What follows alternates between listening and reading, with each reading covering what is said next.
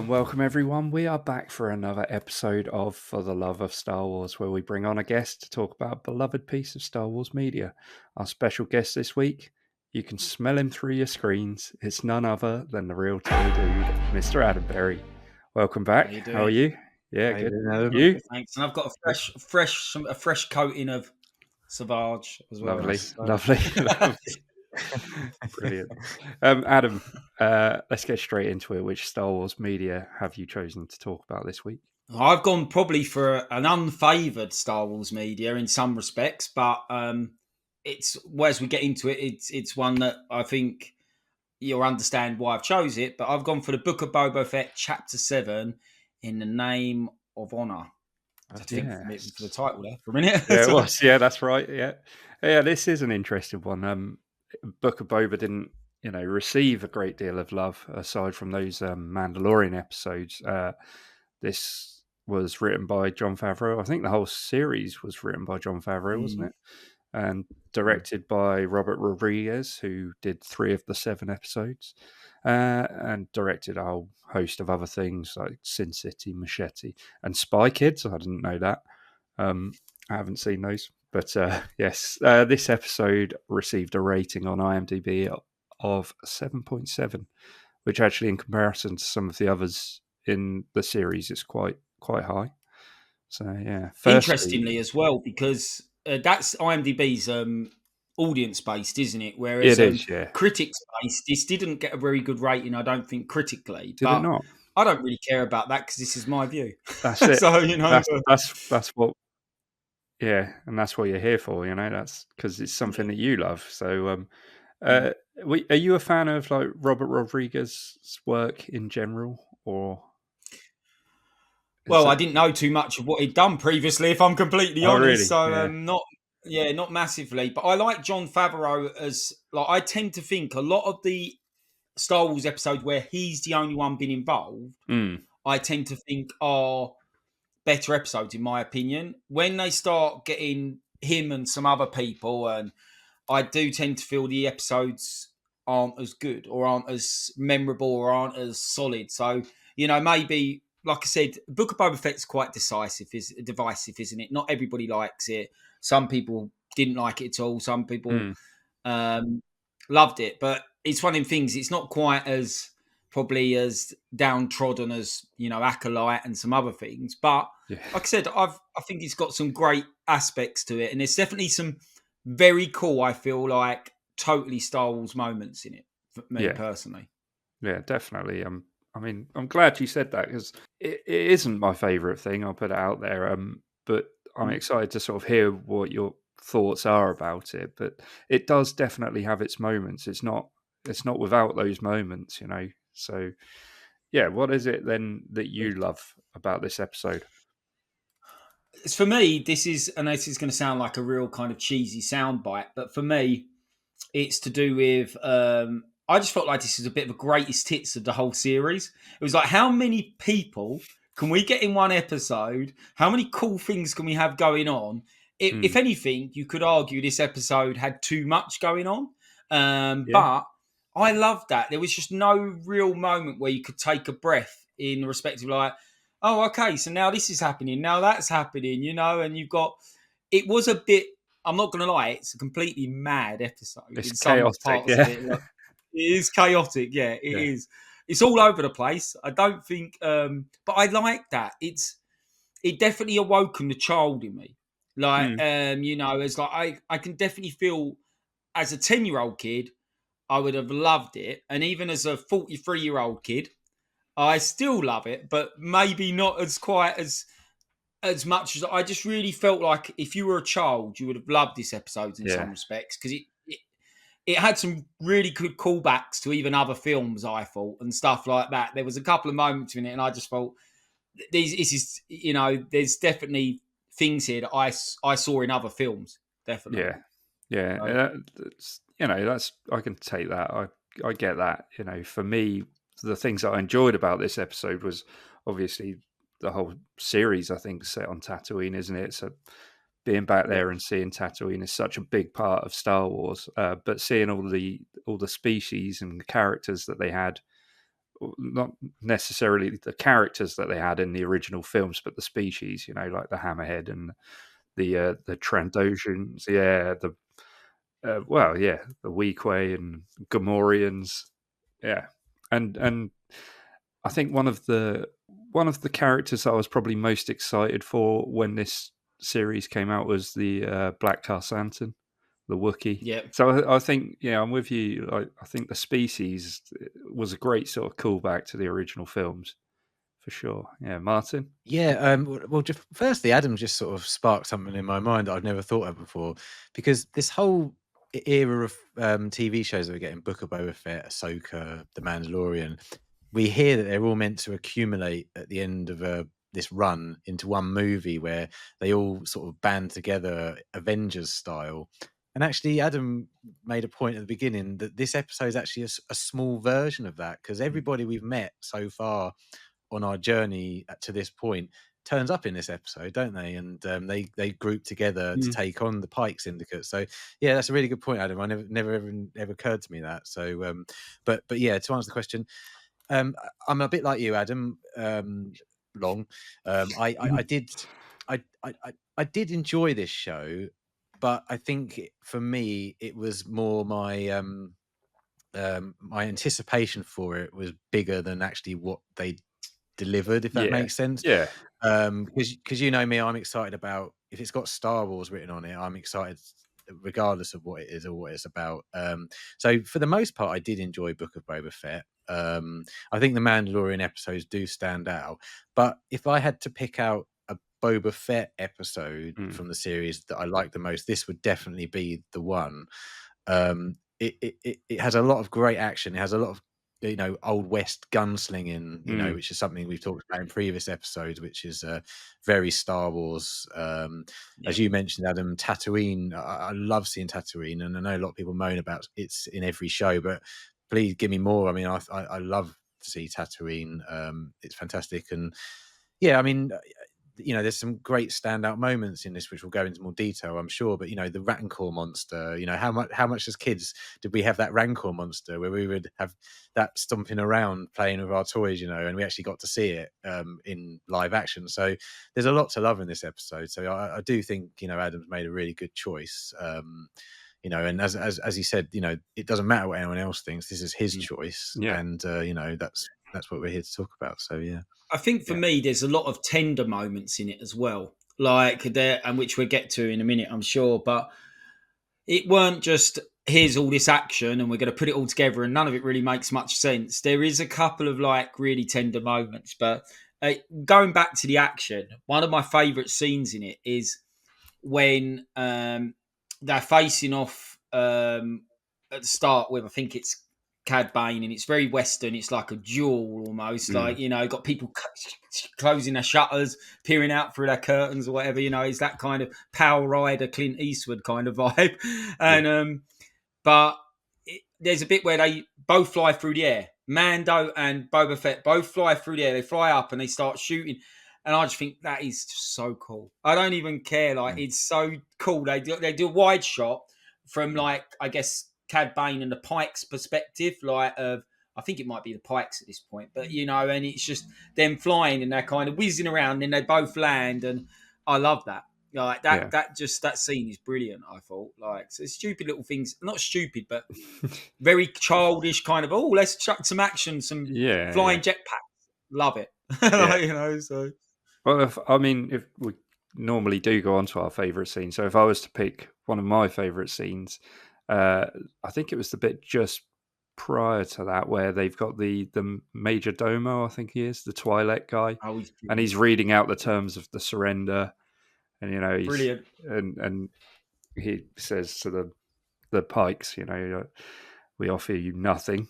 The arid sands of Tatooine will flower or something, flourish with the fertilized bodies of your dead or something. No, I think there's some good lines in it. Some good lines. And the Pike is, they don't really have facial expressions, but they go as if this guy for real, and look round at each other and all. And I love that. But I think he was a bright spark throughout the whole series, because he is the light comedy element to it all, isn't he? Really, and he's a bit stupid and he's a bit annoying, and but that whole scene when he goes, I've got something you can do. Actually, you can negotiate for us. And he gets so excited and all that. Yeah. I just think it's funny. And he walks out and he goes, oh. Yeah, I'm in trouble now. Yeah. It's got, that's one of the scenes. I've actually picked out a couple, I've got I think quite a few that you I brought thought were them up. just. Yeah, Martin brought it up, the Cad Bane, the gunsword. Oh, no, sorry, you brought it up, Adam, with the Western style gunslinging between Cad Bane and Boba. And also, one of my favourite bits was when Fennec Shan goes in and takes out all the syndicate, assassinates them all, and they don't know where she's coming from. It's the bit where she very Godfather, wasn't it? lifts the hammerhead, lifts the I can't remember what he was. Was he the mayor? He was the mayor, Yeah. He hooks him and lifts him out and chokes him out. We're about 10 minutes in, and we're just it is a bit chaotic because there's about 4 or 5 scenes we've just said there that are really good scenes. You might only get 1 or 2 really good scenes in one episode because of the story might be a bit more the character development might be a bit more substance to it and stuff like that. Whereas this one, there's not really much character development. It's like bang, bang, bang. Here's a scene of some people firing some guns. Here's another scene of, it's just a bit mad. But I think it's, in a way, it's quite, there's a nice little, what's it called? I don't know. There's a nice little charm to that in a weird way. So. Yeah. Martin, any particular moments that stand out to you? I think the favourite scene is the one where him and Cad Bane, the second standoff between him and Cad Bane. I think there's so much history to that scene because obviously everyone knows I love the Clone Wars, and there's quite history between the two characters from the Clone Wars, and there's actually a deleted scene from the Clone Wars where you find out why Boba Fett's got that dent in his helmet. Oh, okay. And Boba Fett and Cad Bane have a standoff, just like you see in this episode when he's a young boy, and Cad Bane's training him at the time, and Cad Bane absolutely, draws quicker than he does and hits Boba in the head, which is why it leaves the dent in the helmet. And obviously, Cad Bane refers to that moment, even though it's a deleted scene in this episode where he says, we've done this before, and you remember what happened, and I just loved that because as a fan of both of that Clone Wars show and this episode, is and I love connections. I love it when they bring things together like that. It makes it feel like one big universe, doesn't it? And I think the dialogue there is fantastic, and Corey Burton, who does the voice of Cad Bane, is so menacing. And I love the character so much. So there's so many great action scenes in this show, but that sort of slow scene between the two of them would probably be my favorite scene in the episode. Isn't there again, it's not an action scene, but this is where you start getting the visual aspect of like Tatooine and obviously Mos Eisley and stuff like that. There's a scene where they're setting up to where they're going to protect the flanks and all that. And they show the Gamorrean guards like where the spaceport is, where they all land. That's just a really cool scene. It's quite vast, and you see these ships landing and stuff like that. And I don't know, I really love that. That's really Star Wars to me, is in a silly way. You see all these big kind of epic landscapes with ships everywhere. I just thought, brilliant. And that's a split second, 5-second scene. It's nothing really, but it's just nice. So, I was going to say, going back to your Cad Bane Boba scene, the way he finishes him with the Tusken's weapon as well.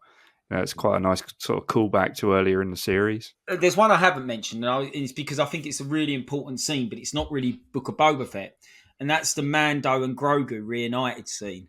Like, as in, I think it's around about half-hour mark or just a bit over that, and where obviously got Pelimoto's got Grogu in the little kind of, I don't know, little scooter thing. I don't know what it is. It's like a Mando's in the back thing, holding on. Yeah, rickshaw is like a rickshaw, isn't it? And Mando's hanging on the back. And she keeps trying to pull his attention to, look who's here, look who's here. Yeah. And there is a really good moment when obviously he shows it. And this is what I can't get my head around with the Mandalorian in general. And what I find so impressive is you actually feel you can see his facial expression, yet he's got a mask on. You can't see his facial expression, but when he sees Grogu, you can feel through his voice and his acting, you can kind of feel that he's like really pleased to see him and stuff like that. And I really like that. And it was kind of, I thought, quite a tender moment where he goes, "Oh, I missed you too," and stuff like that. And it's in this whole bit of chaotic where they're getting chased and everything. So it's like really mental. And you get this tiny little like 30-second clip where I think, okay, that's a really nice scene. And they didn't overdo it because they could have made it such a big thing. And even when he sees him with the armor on, he goes, "Oh, you've got the," like, he makes reference to that. Yeah. And so that's another one of my, there's so many good, like the Rancor climbing the building just remind me of Godzilla. I just thought, this is straight out of a Godzilla film. Like, where's the plane that he's going to grab in a minute? You know what I mean? It's just like, there was a couple of really funny callbacks, I think, to very classic films. And that just really gave me a Godzilla feel when he's like, kind of, a King Kong, not Godzilla. Yeah. King Kong. King Kong, yeah, not Godzilla. King Kong, where he's like on the building, like not an Empire State's building, but he's on the building, he's kind of like thrashing about. I thought that was epic. So, again, bit silly. I'm not going to lie, like bit silly with, you've got a Rancor keeper up against a couple of mech robots and stuff like this. But I don't know. That is Star Wars to me. It's, in some respects, sometimes it doesn't make sense. And that isn't a bad thing. You know what I mean? Like, so I really like I said, it's not going to win any Oscars this episode for any dialogue or kind of storytelling or anything like that. There's a couple of scenes which are quite nice, but I think it is a greatest hits. If you like, it was like kind of a combination, like the whole 7 episodes were combinating to this moment where it was like, right, okay, we're gonna have Fennec Shah, we're gonna have Black Constantium, we're gonna have like everybody in it, you know what I mean? And they're just gonna have a massive fight, really. And I just thought that's quite cool. Like I say, those rickshaws that Adam's talking about, they're actually that's an Easter egg because they used those rickshaws in episode 2, Attack of the Clones. Transport. I must have missed that. Anakin and Padme around, and also, if you don't mind, the moment where I just thought of a moment I have to mention is the bit where Pelimoto goes up to the X-wing cockpit and sees Grogu, and R2D2 tells her that his name's Grogu, and she turns around and says, "Grogu, what sort of name is that? I'm not calling you that." And I thought that was hilarious because that was basically sort of a wink to the fans who, when they found out his name was Grogu, they were like, "Ugh, yeah, we're calling him Baby Yoda." I thought that was excellent. So sorry, yeah. Go on, Adam. Yeah. No, she's a bit of an unsung hero, I think. She's quite a good character, isn't she, Pelimoto? And that, even in Mandalorian, like, and even R2, like, they even chucked R2 in the episode, like, it's just, he got everything, the little pit droids. I just think everything was like, they went a bit OTT with it. Like I said, they crammed all it into, what was it? I don't know, 50 minutes long or whatever, but they could have made it 2 episodes and maybe dragged it out a bit longer and done a big finale like that. But I kind of just appreciated the fact they were like, you know what, we're just going to chuck the kitchen sink at this one and, see what happens. So kind of thing. So what did you make of like the visual effects in the episode? Like, were you surprised to see him riding the Rancor, or Boba riding the Rancor? Yeah, I actually, that isn't, like, although it's quite cool, I did think that was probably one of the sillier moments in some respects, but like that's just my personal view on that. But obviously it looked great. Like the whole, like I said, something I feel Star Wars always gets right, and very rarely doesn't get right, is they're very good at visually making things look great. Like even if the storytelling isn't great, even if the particular scene with the people in isn't great, visually you can never really complain because I do think that there's a lot of great stuff visually that's kind of exciting to the eyes, even if it's like a bit drab scene or something like that. You can look in the background, you can see something and stuff like that. So I don't think I could ever really criticize Star Wars in any way for being visually not great. But yeah, I just didn't like that scene. I kind of felt like it was a bit, that's just my personal view, it was a bit but that was just like a small scene. Like I said, people didn't like the mods, and I thought they were all right in this episode. At least they had a kind of a place. You know what I mean? They'd done something, and it was kind of like they weren't overused. because I think a lot to do with the mods is actually the characters all right. It's the stupid bikes they ride. Yeah. You know what I mean? I think if the actual characters of the mods, I don't think are particularly bad. It's just they look a bit Power Rangery running around in their little scooters. That's what I think personally. You know what I mean? So I don't know. Like I said, this episode to me, I just found it a joy, really, in some respects, and I kind of thought it made me. And I know a lot of people won't agree, but it made me want a bit more. I kind of thought like I would quite like a second series, you know, like I mean, and to see a bit more and stuff like that, and to kind of see what happened after that and stuff like that with a bit more detail and not just like, you know, so that's why I like it, I guess. Well, there's still no sort of confirmation or No. anything on a season 2, is there yet? We don't know if there is. They've not. No, they've not canned it, have they? But they've not really said we're going to do it, are they? Not So renewed. you know, no. I don't know if Martin's heard any different. Like, you know, do you know anything more? Have you got any views on that? Would you be up for seeing more Book of Boba Fett? Or you feel like you should just leave it now? Well, I have. There's been sort of things swirling around last week because Tim Morrison was saying that they've said that they don't want to do another series, or they haven't approached him to do one, and they haven't even asked him to be in the new Mando and Grogu film. Right. He was saying, right. So that would tell me that perhaps he's on the outs, unfortunately. But the way this episode ended, it kind of sort of said that he wasn't really interested after everything he'd done in this season. He wasn't really interested in being the daimyo or whatever the name was. And so that kind of gave me hope at the end of the season that actually, if we did have another season, we'd perhaps see him off in Slave One doing something in the galaxy again with help me out, what's her name? Fennec Shand, thank you. So yeah, that gave me hope, but it doesn't look like Disney are going to renew it at the moment. But that's not to say that he won't show up in the big Dave Filoni movie that's going to come out in 5 or 6 years' time or whenever. So I'm sure we'll see him again. But unfortunately, if you want my opinion, I don't think we'll see another series of Book of Boba Fett, unfortunately. No, I'm kind of unfortunately thinking the same, but yeah. No, I certainly wouldn't be opposed to it. You know, they've got their squad together, haven't they now? And it'll be good to see where they were planning on going with that, I guess. And also the end credit where they've got the Timothy Oliphant in the Bacta tank. I want to see where Cobb Vanth, what they're doing with him, really, because we all like him. Yeah, I liked him, but that end scene was great. But then the guy that turns around's the guy who did all the mods, and the last thing I want is them to turn Cobb Vanth into is one of the mods. So I had mixed feelings.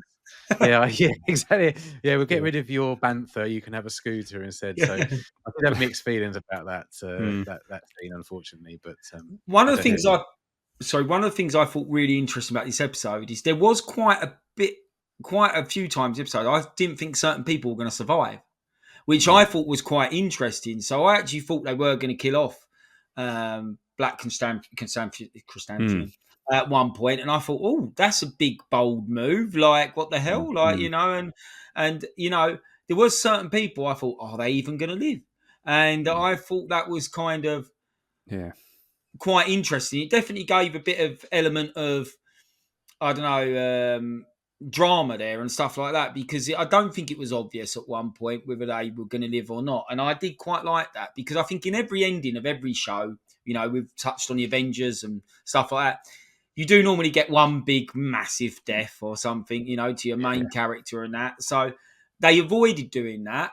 And I thought that was probably the best way to go. It does leave things open so that they can bring these people back into other forms of media and join their stories up and stuff like that or whatever. But I felt that was quite a good way of doing it as well. It would have been easy just to kill someone major off, I guess. I thought they were going to kill Black Chrysanth. Oh my god, we're all getting his name. We're all doing it now, I thought he gets stabbed and shot so many times. I thought, oh yeah, he's a goner. But by the end of it, he was walking around fine. But I must admit, quick recovery for him. I thought I thought he was a goner at one point. Although the two Gamorrean guards, they've been there the whole season, and they just get pushed off that cliff. I thought, know. I don't mean to take the mickey, but I thought that was quite funny. That scene Yeah. where they just fell off and you heard them squealing, Yeah. coming down. Yeah, that was fun. I'm a bit of a fan of Gamorrean guards as well. I think they're brilliant, and I was a bit gutted at that scene actually. And I know a Gamorrean guard is a Gamorrean guard as such. There's no real they all just seem to be either be cannon fodder or whatever. But yeah, I do like them. Like you said, they'd always been there since and I just felt like it was a really I don't know. I thought it was a fun episode. Yeah. And I think when you obviously asked me what episode I wanted to do, I obviously gave you a list of 3 or 4, and this one, in a weird way, I could have probably easily said nah, but I quite liked it, and I thought it was a fun episode. Yeah. And I think sometimes we need to realise that Star Wars is fun, and maybe just park your brain for 50 minutes and just enjoy the fun factor. Enjoy the madness. And it is a very chaotic episode, but I enjoyed it because of that. Yeah, you make a very good point. Not everything has to be the best dramatic acting. Sometimes just being fun. We forget that Star Wars back in the day, it was just fun sometimes. So it's a really good point, Adam. Really good point. Yeah, absolutely. But I know, and this is probably where I do see differently to other people. Like obviously I know, but definitely with you, Martin. Like you know a hell of a lot about the backstories and histories, and I don't. I love Star Wars, but I don't delve into that so much. So I do miss certain things which I know very serious Star Wars fans will pick up on, like backstories and that. And I sometimes wish I probably did know a bit more about that, but I also think it gives me the element of naivety because I don't, and then I don't really care if something goes awry and someone's going, oh my God, they can't do that. And I'm like, do what? Yeah. I liked it. So, we had this exact same, you came on, didn't you, for a couple of episodes of our Acolyte review show. And the fact that you didn't know some of these canon breaking and things that happened, I actually think we even said, I'm really envious of you because you got to just enjoy it for what it was, which, and that's a massive advantage in some ways, I would say, Adam. So, yeah. I do think as well, and this is just, again, me spitballing here, I do think as well, like I said, there's Star Wars fans and then there is Star Wars fans. And so, for me, I feel like I'm a Star Wars fan. I collect Star Wars toys. I've loved Star Wars ever since I was a kid, really, and stuff like that. But then there's other people who, it's they're a bit more serious about it. And that's fine because I've got IPs and stuff that I'm interested in that other people aren't. So that's fine. But it's just one of the things I think not every Star Wars fan has to be an uber Star Wars fan. Sure. And I think that's where I probably fit into that category where I love Star Wars, but there's definitely things both of you could say to me and I'll be like, what are you talking about? And I'm like, I don't even know who that person is because I don't watch Shadows of the Empire. I've never read the comics or something like that, and that's what I think. I guess to me, that's the beauty of Star Wars because I don't think you have to watch everything or know everything about it. And I do think in respect to, we're going totally off topic here, but in respect to the Book of Boba Fett, obviously a lot of people didn't like the way they made Boba Fett kind of come across as maybe a bit soft, maybe not as ruthless as he kind of came across in the original films and stuff like that. But like I said, people, change with age and stuff like that. And I just thought, that's him now. And I'm certainly different to what I was when I was 20. You know what I mean? So I just kind of, I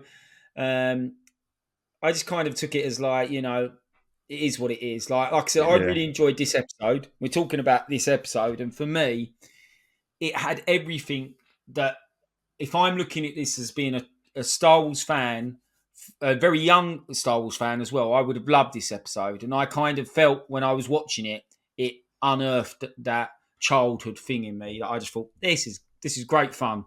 So yeah, I think that kind of answers the last question that we always ask them in what it makes it feel like Star Wars to you.